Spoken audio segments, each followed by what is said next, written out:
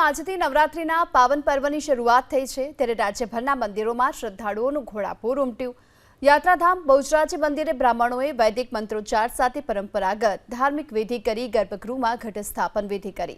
વૈદિક મંત્રોચ્ચારથી કરવામાં આવેલા ઘટસ્થાપનના સમયે મોટી સંખ્યામાં શ્રદ્ધાળુઓની ભીડ જોવા મળી।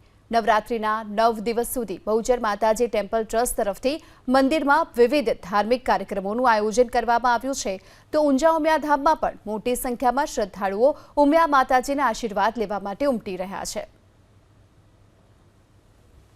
माँ भगवती बाला त्रिपुरा सुंदरीना सानिध्यमां आजे शारदीय नवरात्रिनी अंदर आसो महीनामां प्रथम दिवसे आजे माँ भगवतीनुं घट स्थापन करवामां आव्युं छे।